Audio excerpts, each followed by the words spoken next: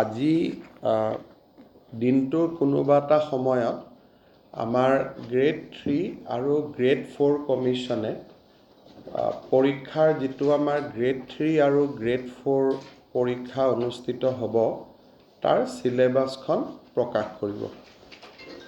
মই সংবাদ মাধ্যমক অনুৰোধ কৰিম যে আপোনালোকে যাতে চিলেবাছখন অলপমান বহুল প্ৰচাৰ কৰি দিয়ে, ছাত্ৰ ছাত্ৰীসকল যাতে উপকৃত হয়। আৰু এইবাৰ পৰীক্ষাত এটা নতুন দিশ আমি সংলগ্ন কৰিছোঁ, আগতে পুলিচতো কৰোঁ, যে এইবাৰৰ পৰা নিগেটিভ মাৰ্কিঙৰ এটা ছিষ্টেম হ'ব, অৰ্থাৎ ভুল উত্তৰ কৰিলে মাৰ্কিংটো নিগেটিভ হ'ব। সিদিনাখন মই ফেচবুকত কৈছিলোঁ, তাৰপিছত আপোনালোকে বহুতে প্ৰচাৰো কৰিছে। এইবাৰৰ যিটো পৰীক্ষা ই অলপ খুব এটা চেলেঞ্জিং এক্সাম হ'ব, যে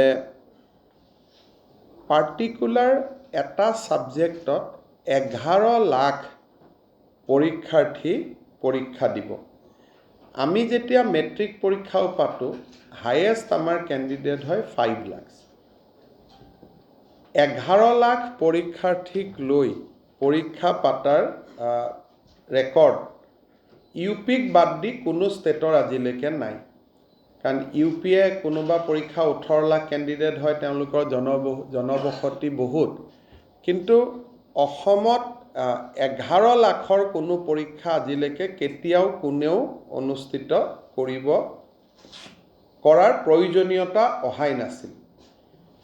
এইবাৰ আমি নিযুক্তিত এটা দিশ আছিলে যে এইবাৰ আমি ফিজ লোৱা নাছিলোঁ, অৰ্থাৎ পৰীক্ষা দিয়াৰ কাৰণে কোনো ফৰ্ম ফিল আপৰ কাৰণে কোনো মাচুলৰ প্ৰয়োজন নাছিলে, সেইকাৰণে নাম্বাৰটো বাঢ়িলে। দ্বিতীয়তে ফাৰ্ষ্ট পৰীক্ষাটোত যিটো এটা মানুহে ট্ৰান্সপাৰেঞ্চি দেখিলে, স্বচ্ছতা দেখিলে, যে দুখীয়া ল'ৰা ছোৱালীয়ে নিযুক্তি পাইছে, সিও প্ৰেৰণা যোগালে। তাৰ ফলত 11 লাখ কেণ্ডিডেট হৈ গ'ল। মই ইমান আশা কৰা নাছিলোঁ। পৰীক্ষা পতাটো আমাৰ বাবে এটা খুব চেলেঞ্জ হ'ব। ডিচিসকলেও চেণ্টাৰ কৰিব পাৰিব নোৱাৰিব, তেওঁলোকেও যথেষ্ট কষ্ট কৰিব লাগিব।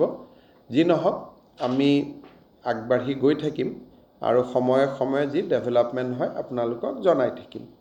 পুলিচ, শিক্ষক বা হেল্থ ডিপাৰ্টমেণ্টত প্ৰব্লেম নাই। প্ৰব্লেমটো অকল এই গ্ৰেড 3 আৰু গ্ৰেড 4ৰ পাৰ্টিকুলাৰ দুটা ছাবজেক্টতে আছে।